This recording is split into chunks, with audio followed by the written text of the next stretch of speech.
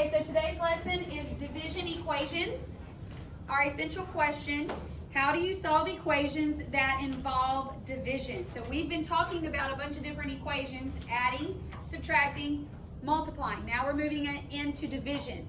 When we add, when we have equations that are addition, what operation do we have to use to solve that? Division. Subtraction. Subtraction. When it's addition, you have to use subtraction. When it's subtraction, we have to use addition. When it's multiplication, we have to use division. And when it's division, what do you think you got to use? Multiplication. Multiplication, we have to use its inverse. So the first thing is multiplication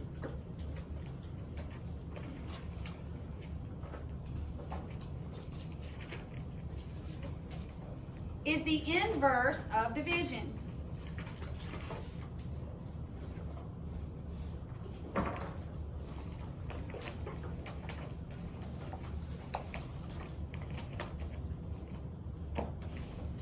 So to solve division equations, you must multiply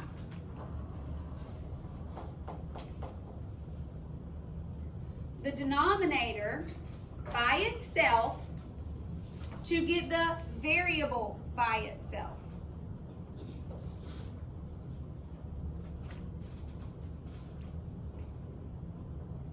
Whatever you do to one side of the Equal sign. very good, equal sign, you must do to the other side. So you got to be fair. You got to, whatever you do to one side, you have to do to the other. So our first problem here is n over 6 equals 10. So I'm going to rewrite this.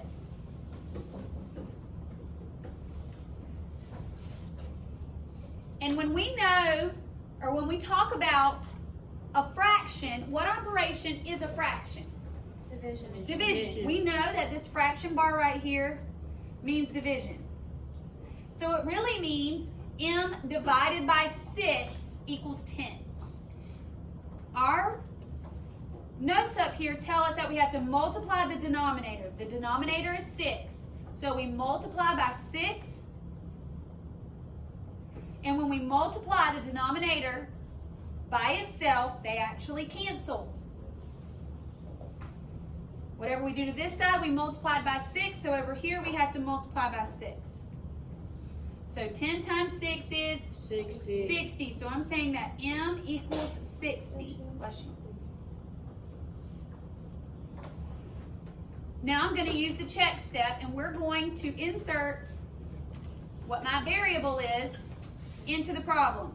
So 60 over 6. And again, this means to divide. So 60 divided by 6 gives me what? 10, which is what my problem said over here. So I know I'm correct. There's my check step.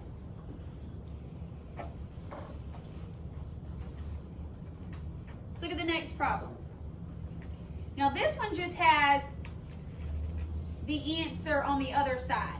Nothing changes. The process doesn't change. As I've said before, process, process, process. If we know the process, it doesn't matter what numbers I put there. Whether I put fractions or decimals or whole numbers, we're still going to be able to solve. But if we don't know the process, that's when we get confused. So again, this is division. If we're dividing, what do you have to do to get rid of division? Multiply. You always want to use the number that's on the same side as the variable. So we're going to multiply by 4. They cancel. So now I come over here to the 5.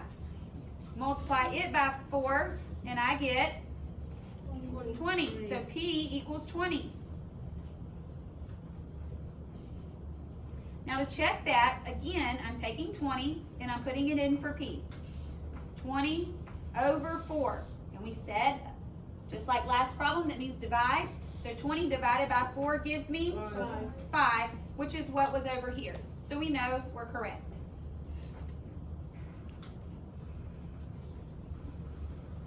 Now those were simple. We could look at them and go, oh yeah, I know the answer.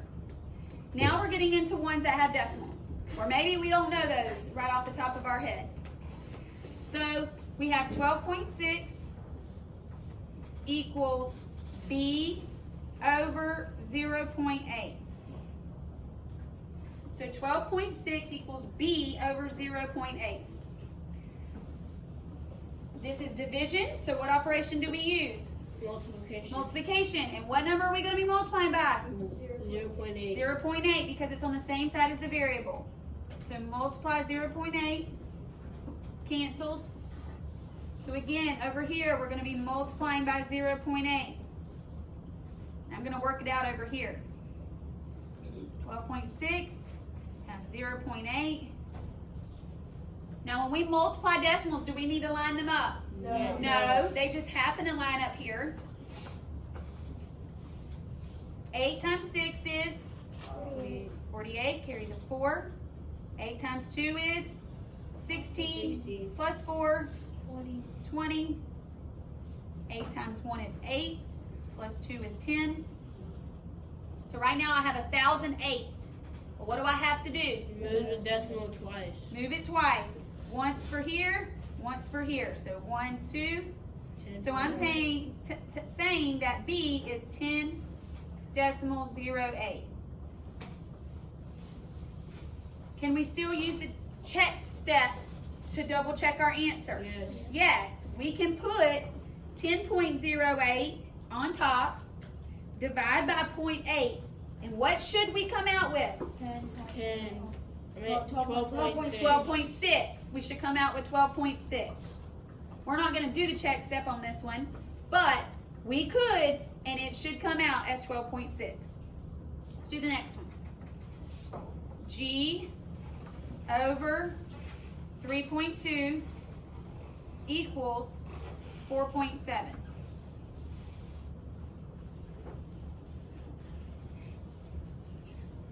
So again, this is division. So what operation are we going to use? Multiplication.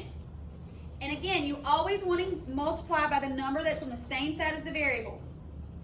So we're multiplying by what number? 3.2.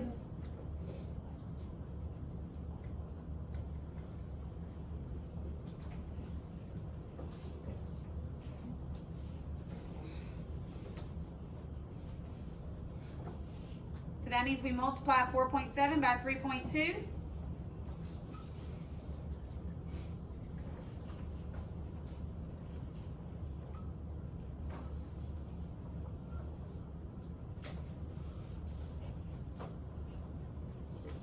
Add a 0.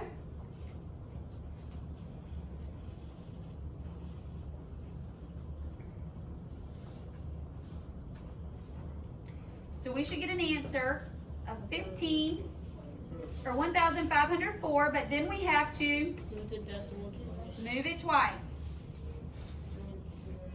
So G equals 15.04.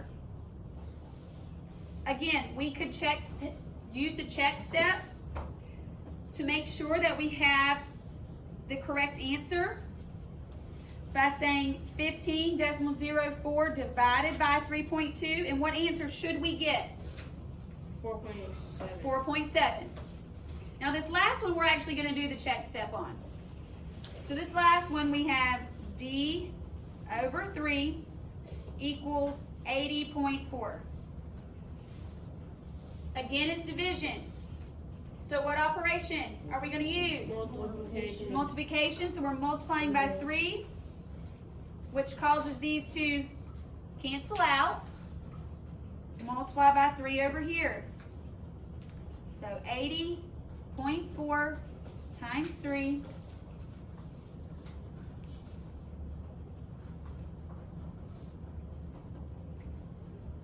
We get 2,412. But then what? Move the decimal Move the decimal how many times? once. 1 time. So we're saying that D is equal to 241.2. We're going to check step this one. So where am I putting 241.2? In the box. Over the top. On the top. 3. Over 3, and then yes, it goes in the box because we bottoms out.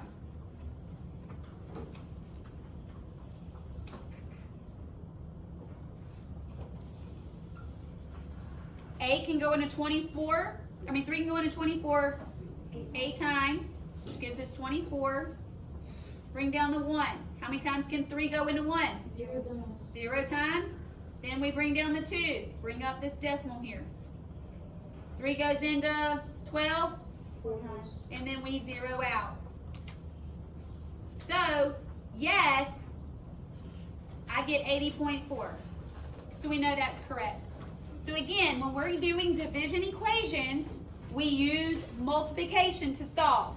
When we do multiplication equations, we use division to solve. So you're always using the inverse operation to be able to solve for your variable.